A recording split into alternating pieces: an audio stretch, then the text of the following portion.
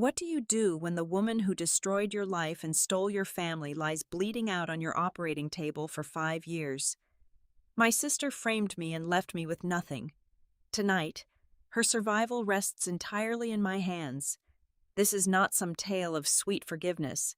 It is about rising from the ashes, where my surgical blade saves a life while coldly stripping away the masks of hypocrites. Listen closely, as truth shatters every lie. Welcome back, dear listeners, to Maya Revenge Stories. Unfortunately, YouTube has completely demonetized our channel, leaving us without the budget to continue operating as usual.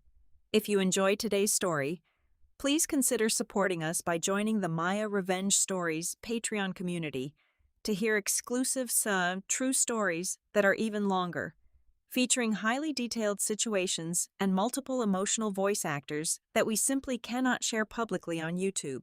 You can join us by scanning the QR code on your screen or by clicking the Patreon link in the video description or pinned comment. Now, let us dive into today's story. My name is Gabriella Woods. Growing up in Denver, Colorado, my childhood was defined by a suffocating, unspoken rule. Everything in our household revolved entirely around my older sister, Savannah. To the outside world, the Woods family was the absolute picture of suburban perfection. My father, Arthur, and my mother, Eleanor, curated our lives like an expensive art exhibit, but inside those impeccably painted walls, the air was entirely consumed by Savannah. She was the undeniable golden child, armed with a blindingly charismatic smile and a terrifyingly sharp, calculating mind. Savannah had an uncanny, almost artistic ability to manipulate my parents. She used sweet, meticulously crafted lies and perfectly timed crocodile tears to shape their reality. If I brought home a trophy from a state science fair, Savannah would suddenly develop a mysterious, severe panic attack, diverting all of my parents' attention and turning my victory into a selfish inconvenience. If I spent 4 long weeks painting a landscape for an art competition, she would somehow accidentally spill dark ink across the entire canvas, weeping uncontrollably until my mother ended up comforting her instead of me. My achievements were systematically sabotaged, or worse, twisted so she could steal the credit, claiming she had tutored me for countless hours or inspired my creative vision. By the time I turned 18 years old, I fully understood that this house was not a home. It was a perfectly decorated psychological prison designed solely to feed Savannah's endless ego. I was merely the dark, unremarkable background against which she was allowed to sparkle. The daily exhaustion of constantly fighting for a single scrap of validation from Arthur and Eleanor finally broke me. But it broke me in a way that forged something cold and hard inside my chest. I became completely numb to their opinions. I stopped trying to impress them. I stopped seeking their warmth. I desperately needed an escape, a place where pure merit, strict discipline, and undeniable skill were the only metrics that mattered. I found my salvation in the military, secretly, under the cover of studying late at night in the quiet corners of the local library. I applied for the Aegis Tactical Medical Corps. It was a highly classified government branch, a phantom organization demanding absolute physical and mental resilience. For 6 grueling months, I trained my body to its absolute breaking point and studied advanced human anatomy until my eyes burned in the early hours of the morning. When the thick, heavily sealed envelope finally arrived in our mailbox, I held my breath. I had passed. I was officially accepted into one of the most elite, rigorous programs in the entire nation. I placed the acceptance letter right in the middle of the oak dining table that evening. I did not expect a grand celebration, but the reaction I received was profoundly chilling. My father, Arthur, barely glanced up from his financial newspaper. He gave a slight, indifferent nod and muttered, "Military service. Well, try not to quit when the physical training gets too hard." My mother simply sighed, complaining bitterly about how unladylike a military career would be. But it was Savannah's reaction that sent a quiet, distinct warning straight down my spine. She did not smile. She did not offer a fake, polite congratulation. For a fraction of a second, Her flawless mask slipped completely. She stared at me with eyes so cold and intensely calculating, measuring me not as a younger sister, but as a genuine, imminent threat. The invisible, overlooked sibling had just secured a highly respected future, one that could potentially outshine her precious, fiercely guarded status as the proudest child of the Woods family. I should have known Savannah would not let me leave without tying a tight string around my ankle. Just 3 days before my scheduled departure, she completely shifted her entire demeanor. She put on a masterful, award-winning performance of a tearful, remorseful older sister, claiming she desperately wanted to make amends for our distant past.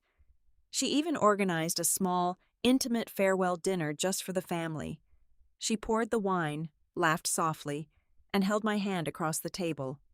"I am going to miss you so much, Gabby," she whispered, her eyes shining with brilliant, fake sincerity. "You have to tell me exactly where they are sending you. What if there is a family emergency?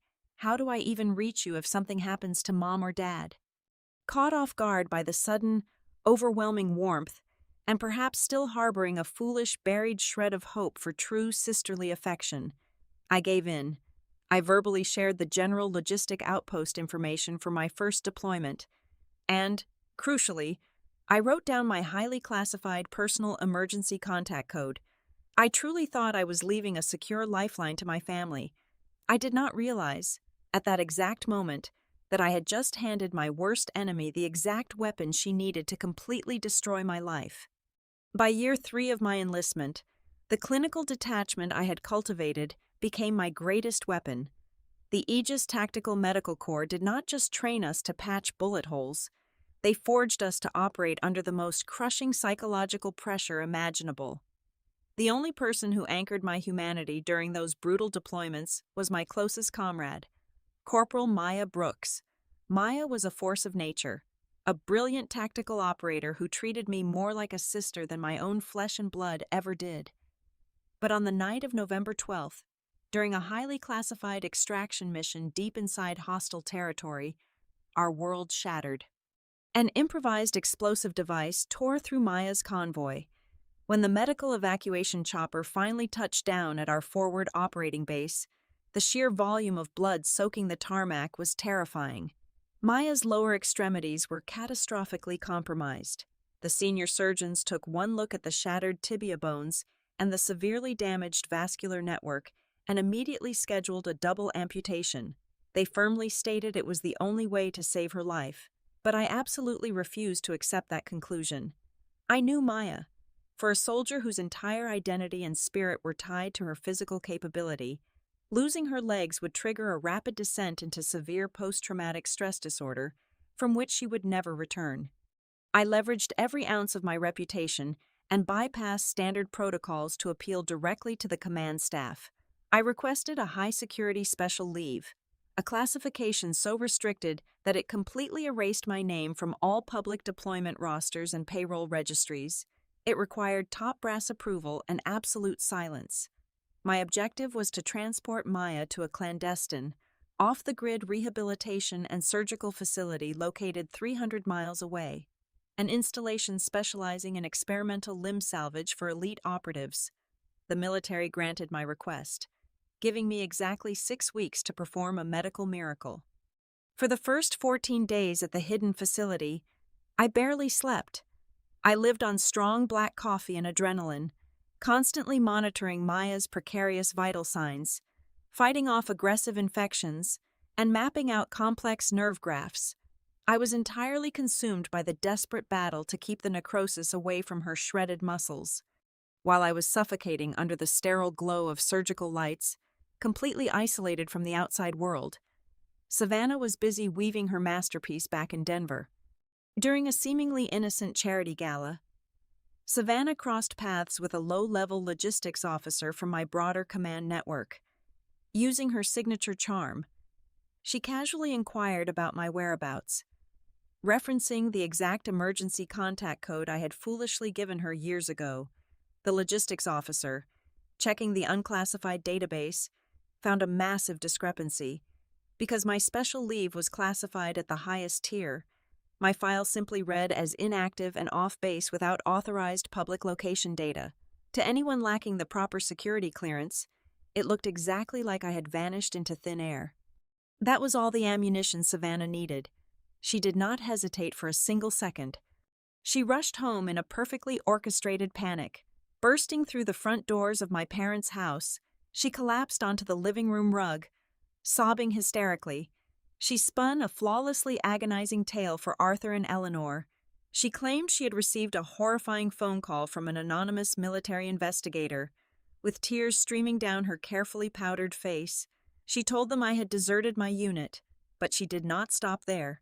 She escalated the lie to catastrophic proportions, claiming I had been caught smuggling illicit narcotics out of the medical tents, that I was deeply involved with a dangerous international cartel, and that I was currently running from federal military police to avoid a 20-year sentence in a maximum security prison.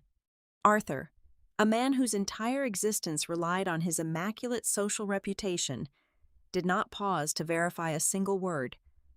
His pride was far more fragile than his love for his youngest daughter. Back at the hidden medical facility, all hell broke loose inside Maya's recovery suite.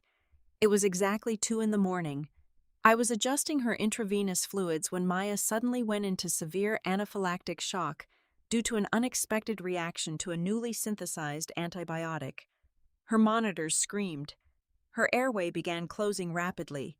I shouted for the crash cart, my hands flying across the medical tray as I drew a massive dose of epinephrine. It was life or death, measured in mere seconds. Right at that exact, chaotic moment, the secure encrypted satellite phone inside my breast pocket began vibrating violently. It was the emergency family line. I felt a sudden, sharp spike of terror. That number was only meant for absolute catastrophes. Thinking my parents were in mortal danger, I jammed the phone between my ear and my shoulder while simultaneously pushing the needle into Maya's thigh. "Dad, what is wrong?" I gasped, my eyes locked on Maya's dropping oxygen levels. "Do not you ever dare call me that again," Arthur's voice hissed through the receiver, dripping with an unimaginable, venomous hatred. "You absolute disgrace!" "Dad, listen, I am in the middle of a code-red emergency. My patient is crashing," I pleaded, desperately trying to focus as the medical team rushed into the room with the defibrillator. "Shut your mouth," he roared, the sheer volume piercing my eardrum. "Savannah told us everything. I know about the drugs. I know you deserted your post like a coward. You dragged our family name through the mud to play gangster. You are a criminal. Gabriella, you are nothing but trash."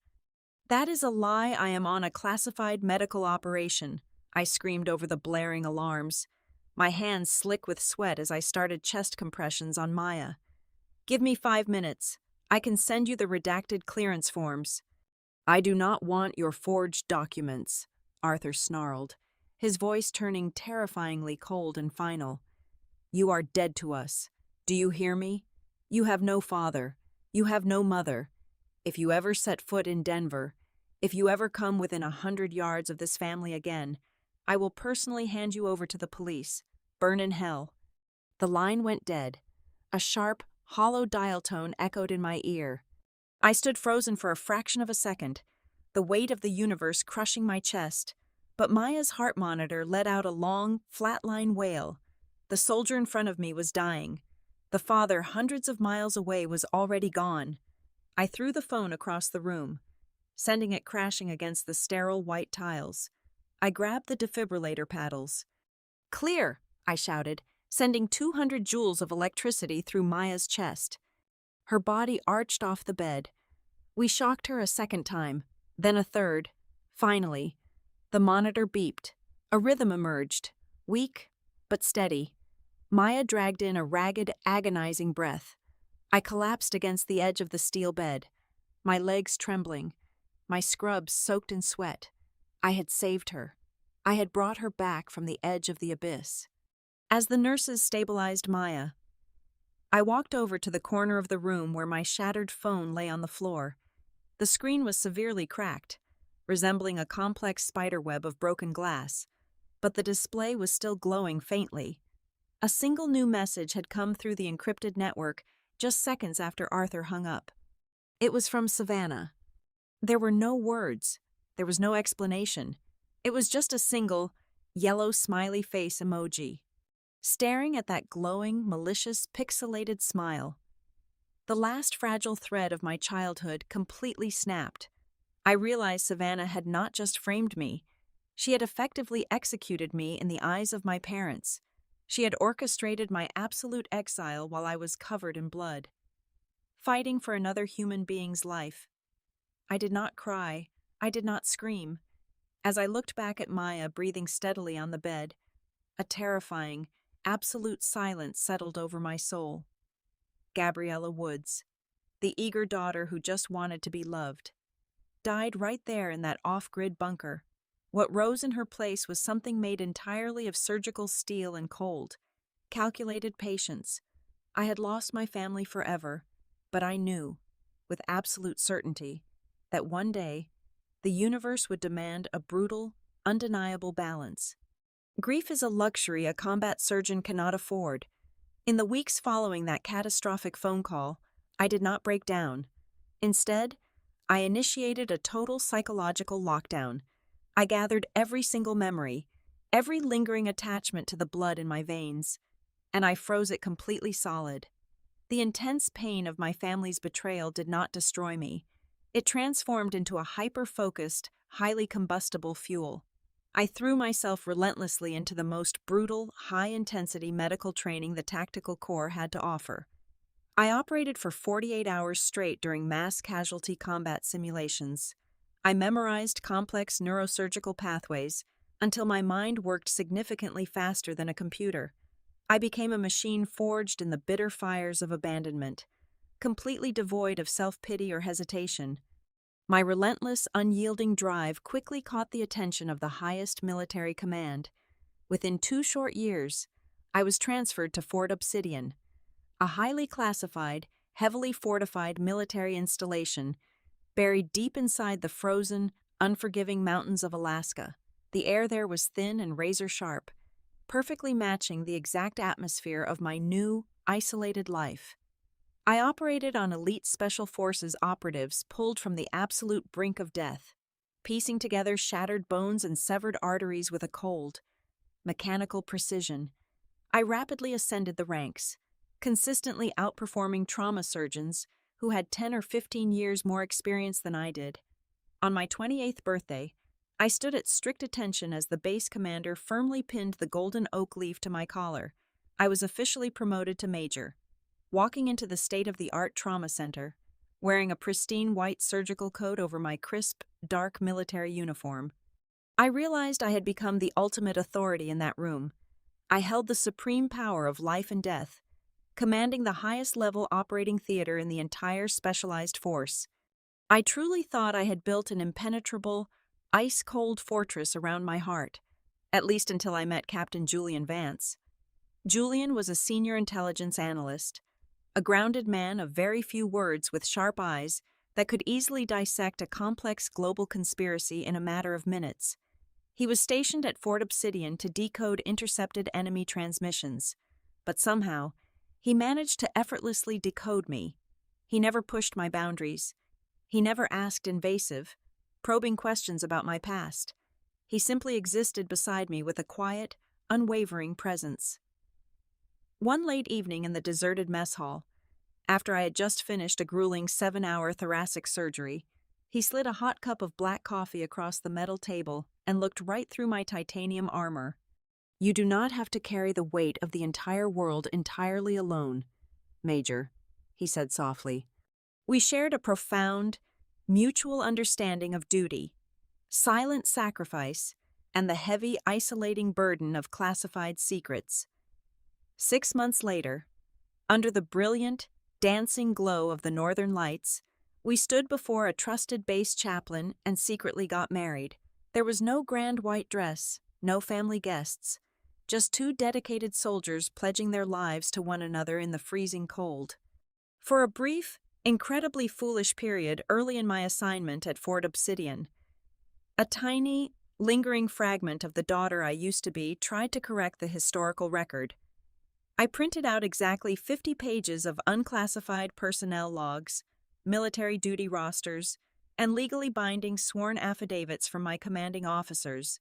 It was absolute, irrefutable proof that I was exactly where I was supposed to be, saving soldiers' lives, not peddling illicit narcotics on the run. I placed it all in a thick envelope and mailed it to the Denver house. Exactly 21 days later, the package was shoved back into my base mailbox, stamped violently across my meticulously gathered evidence in bright red ink were 3 devastating words: "Return to sender." Arthur had not even bothered to open it. That red stamp was the final, echoing nail in the coffin of my past. Through Julian's extensive intelligence network, I caught a brief, sickening glimpse of what was currently happening back in Colorado. Savannah was playing the role of the grieving, deeply dutiful daughter with absolute theatrical perfection. She actively leveraged the tragic narrative of her criminal runaway sister to harvest every single ounce of my parents' affection. More importantly, she used their emotional vulnerability to quietly seize total control of their financial assets, manipulating them into signing over joint access to their substantial retirement accounts. They were eagerly handing over the keys to their entire kingdom to the very monster who had orchestrated my exile.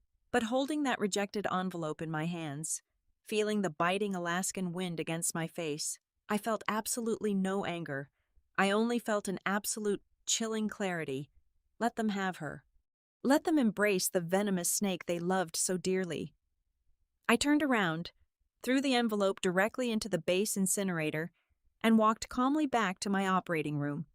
The Alaskan winters have a way of burying everything under a suffocating blanket of white, but some secrets refuse to stay frozen. It was late on a Tuesday evening, well past 2200 hours, when the heavy oak door of our base housing clicked open. Julian stepped inside, shaking the thick snow from his heavy military coat. He did not say a single word as he unlaced his boots. He did not offer his usual quiet smile.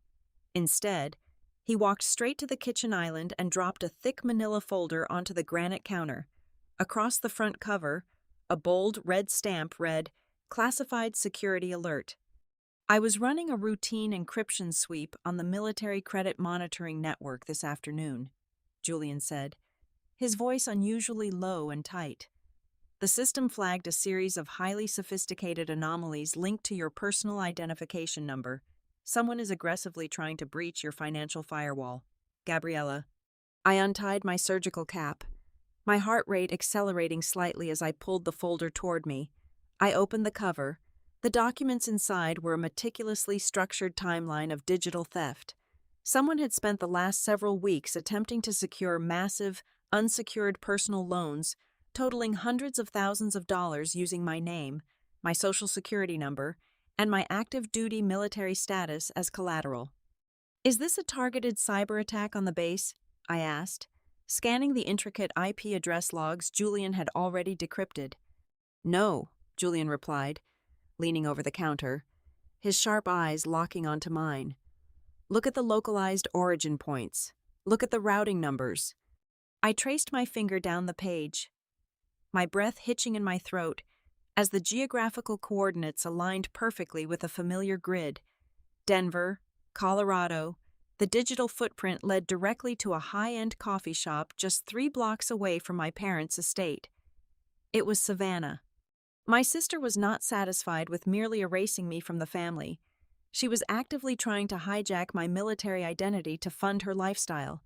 But as Julian turned to the second section of the classified file, the true, horrifying scale of Savannah's malevolence was laid completely bare.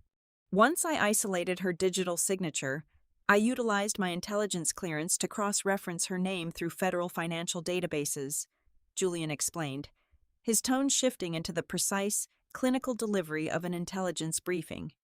"Savannah has been playing a very dangerous game. 18 months ago, she secretly forged power of attorney documents.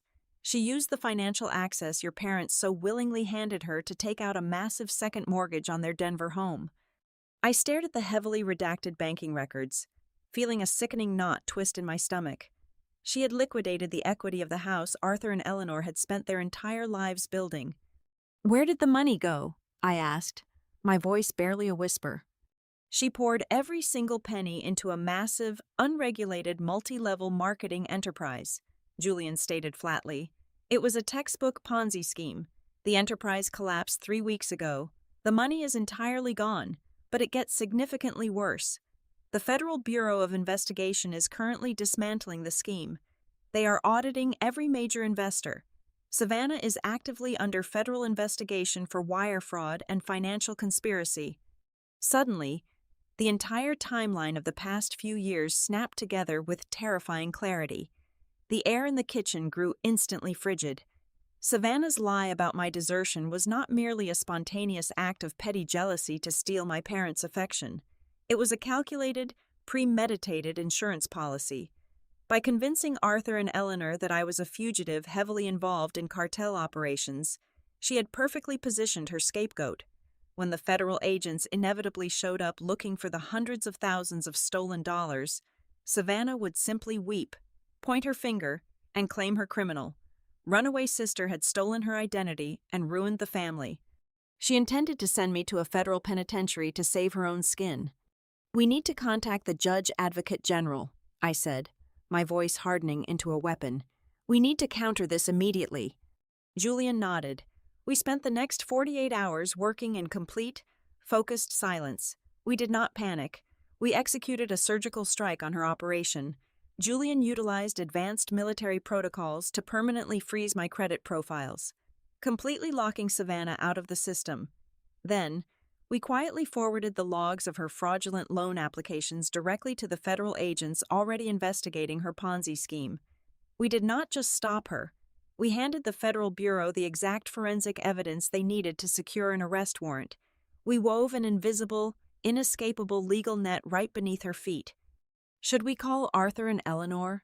Julian asked softly on the third night, watching me shred the leftover documents. "If the federal agents seize the assets, your parents will lose their house. They will be out on the street." I stopped the paper shredder. I closed my eyes, briefly visualizing the red return to sender stamp violently pressed against my own desperate attempt to tell the truth. They had chosen their golden child. They had chosen to believe I was a monster without allowing me a single breath of defense. "No," I replied, my voice devoid of any warmth. "I will not warn them. I will not save them from the consequences of their own absolute blindness." We chose silence. I returned to my operating room, my hands perfectly steady, knowing that a devastating storm was rapidly descending upon Denver. Savannah thought she was a master manipulator, but she had absolutely no idea she was now playing against a military intelligence officer and a trauma surgeon. Her total destruction was no longer a possibility. It was merely a matter of time. Exactly 3 months after Julian and I laid our invisible legal trap, the deafening shriek of the bass klaxon ripped through the freezing Alaskan night. Outside, a massive blizzard was burying Fort Obsidian under 2 feet of snow, dropping the temperature to -20 degrees. It was 0200 hours. I was in the middle of a routine chart review in the tactical medical wing when the overhead intercom crackled to life with a Priority 1 alert. A civilian vehicle had deliberately blown past a heavily armed federal security checkpoint situated just outside our military boundary, fleeing at over 90 miles per hour in treacherous, icy conditions. The driver lost control on a sharp curve, breached the reinforced guardrail, and plummeted straight down a steep, rocky ravine. Because Fort Obsidian possessed the only Level 1 trauma center within a 300-mile radius, the federal marshals requested and received immediate authorization for an emergency medevac. I sprinted down the sterile, fluorescent-lit corridor toward Trauma Bay 1 just as the Black Hawk helicopter touched down on the reinforced roof above us. The heavy automatic doors blasted open, letting in a rush of freezing air and the deafening roar of rotor blades. 6 flight medics rushed the gurney into the blinding surgical lights. It was an absolute bloodbath. The patient was a Caucasian female, exhibiting catastrophic polytrauma. Heart rate is 140. Blood pressure is 70/40 and dropping rapidly. The lead medic shouted over the organized chaos of the room. Massive blunt force trauma to the abdomen, suspected splenic rupture, severe internal hemorrhaging, and multiple compound fractures. She is bleeding out faster than we can pump fluids into her. We transferred her heavily strapped body to the surgical table on the count of 3. Her face was entirely obscured by coagulated blood, shattered glass from the windshield, and a rigid cervical collar. I barked out rapid orders, demanding 10 units of universal negative blood and a massive transfusion protocol. While the trauma nurses aggressively cut away her ruined designer clothes, a military police officer stepped into the room and handed me the biometric tablet containing the driver's license recovered from the wreckage. I swiped the screen with my bloody latex-covered glove. The entire world around me instantly evaporated into a vacuum of silence. The name glaring back at me from the bright digital display was Savannah Woods. My sister, the woman who had systematically dismantled my life, stolen the love of my parents, and attempted to send me to a federal penitentiary for her own financial crimes, was currently bleeding to death on my operating table. The puzzle pieces clicked together with terrifying velocity. The Federal Bureau of Investigation must have finally executed the arrest warrant back in Denver. Savannah, trapped in a desperate, cowardly panic, had tried to flee across state lines, pushing her vehicle through the remote northern highways until she crashed directly into my highly classified jurisdiction. I stared down at the mangled, broken woman lying beneath the intense lights.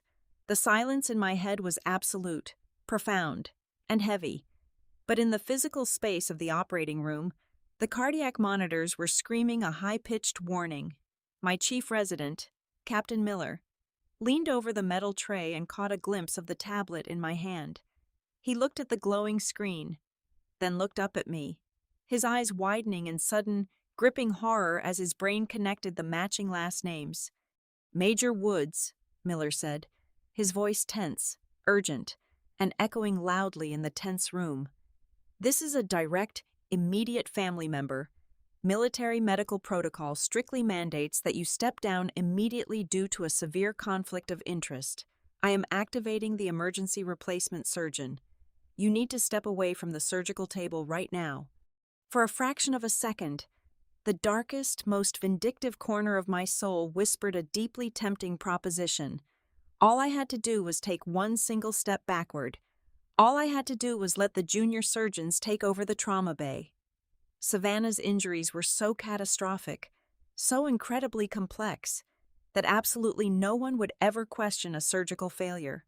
If I walked out of those double doors, she would undoubtedly die on that table, and every single problem in my life would be permanently erased. I placed the electronic tablet face down on the metal stand. I looked Captain Miller dead in the eye, my voice dropping to a low, glacial register that commanded absolute, unquestionable authority. "Cancel the replacement protocol. Captain, I am the Chief of Trauma Surgery at Fort Obsidian. This is my operating room, and I am taking command of this patient right now. Nobody touches her but me. Do you understand?" Miller swallowed hard, the Adam's apple bobbing in his throat, and nodded sharply. "Yes, Major."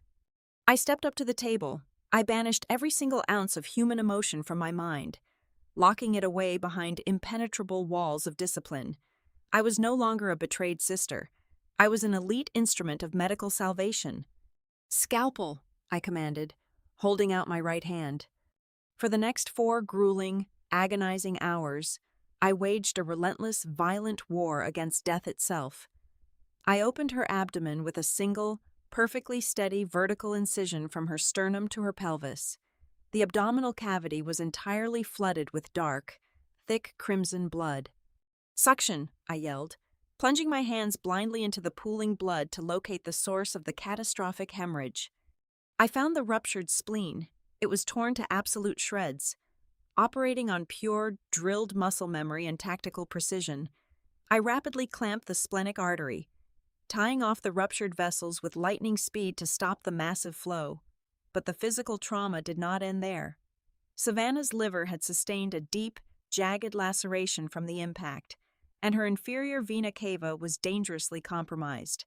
The lead anesthesiologist shouted from the head of the table, that her core body temperature was plummeting rapidly and her blood pH was turning dangerously acidic. The deadly triad of trauma was aggressively setting in. I ordered a continuous, rapid infusion of warm-packed red blood cells, fresh frozen plasma, and clotting platelets. "Give me a Pringle maneuver," I instructed, using a specialized surgical clamp to temporarily halt the massive blood flow to her liver, buying myself precious, terrifying minutes to repair the shredded hepatic tissue.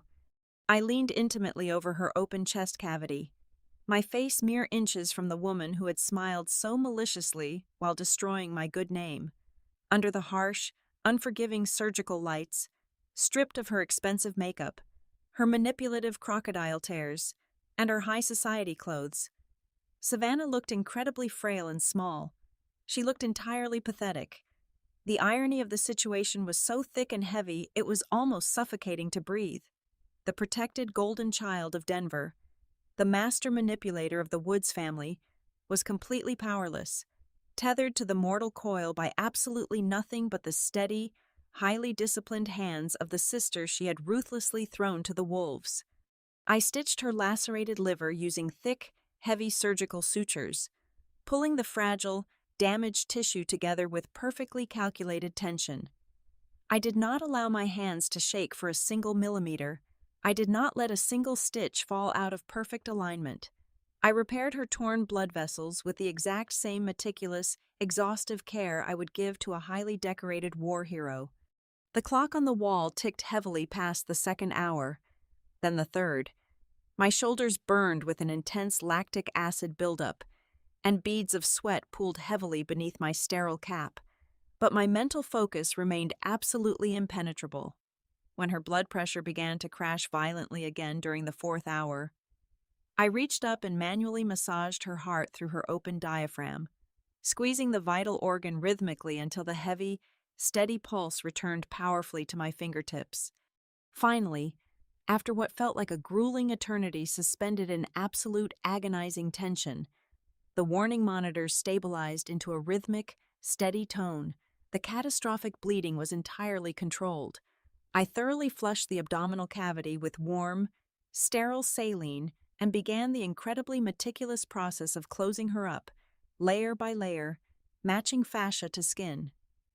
I securely bolted her survival into place. I tied the final, flawless surgical knot, stepped backward away from the table, and dropped my bloody instruments into the metal basin with a sharp, echoing clatter. I had pulled my worst enemy back from the absolute edge of the abyss, and I had done it flawlessly. By the time the harsh, blinding Alaskan morning sun finally pierced through the frosted windows of the intensive care unit, the violent medical storm had entirely passed. Savannah was alive. She was heavily sedated, intubated, and completely immobilized beneath a thick layer of sterile thermal blankets. But her vital signs were steadily humming on the monitors. However, her recovery suite was not filled with beautiful flowers or comforting civilian nurses. Instead, her right wrist was securely handcuffed to the thick metal rail of the hospital bed, and two heavily armed military police officers stood rigidly by the door. The federal agents had arrived shortly after dawn, waiting patiently in the corridor to officially take her into permanent custody the exact second she could breathe on her own. At 0800 hours, I received word from the base command desk that Arthur and Eleanor had arrived. The military had contacted them during the night regarding Savannah's catastrophic accident within federal jurisdiction, and they had frantically boarded the first available commercial flight out of Denver. As they sat trembling in the sterile, heavily guarded visitor waiting room of Fort Obsidian, they were entirely oblivious to the devastating reality of their surroundings. In their completely warped, delusional minds, they still firmly believed their golden child was an innocent victim of a tragic winter crash, and that I was still a disgraced, drug-smuggling fugitive hiding out in some dark, forgotten alleyway.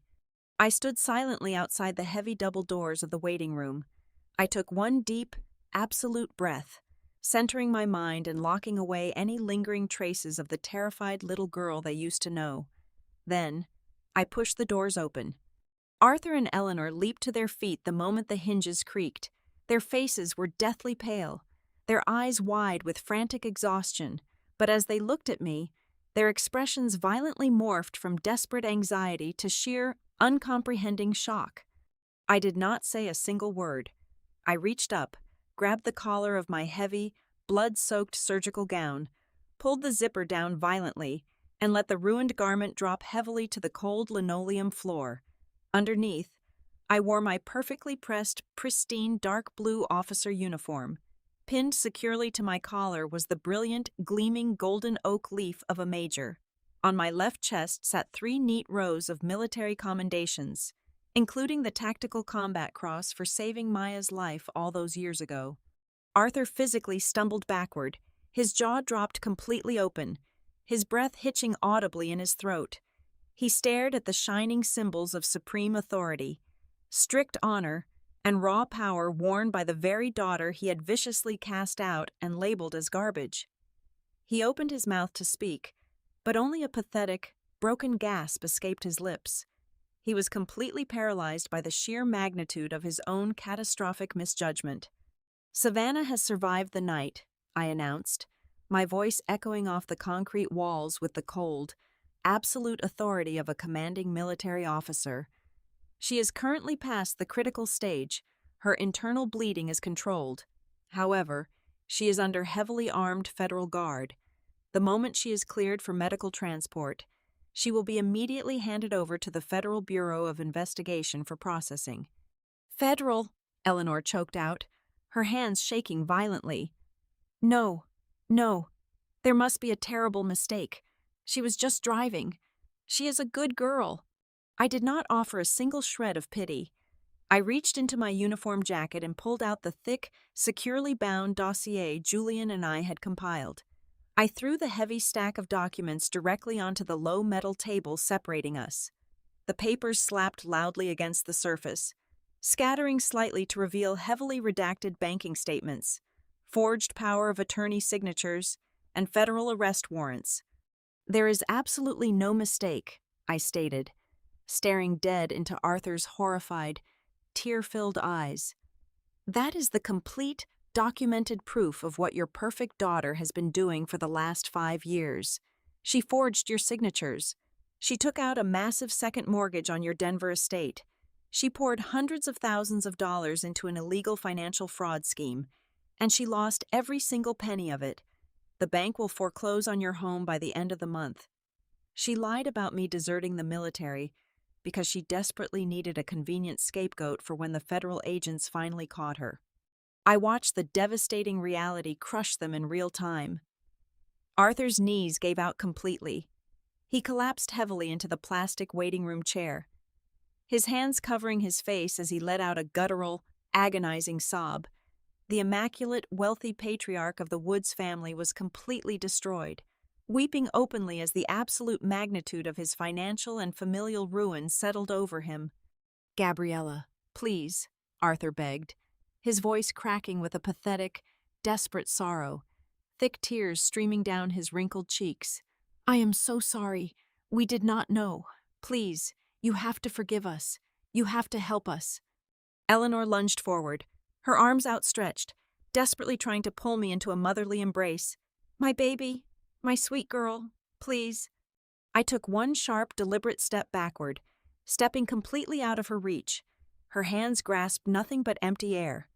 I looked at the 2 people who had given me life, but who had never given me a family. I felt absolutely nothing. I felt no anger, no sadness, and certainly no forgiveness. "You have no daughter," I said, my voice dropping to a whisper of pure, cutting ice. I turned on my heel. I walked out of the waiting room and stepped into the long, brightly lit hospital corridor. Behind me, the agonizing sounds of their bitter weeping echoed loudly against the walls. But I did not look back.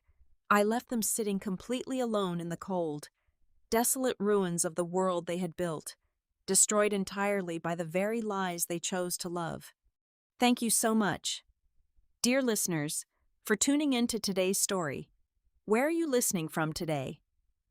If you enjoyed this journey and found the ending satisfying, please help us keep the channel alive by joining the Maya Revenge Stories Patreon community. There, you can listen to our best, most exclusive true stories that are too intense to publish publicly on YouTube.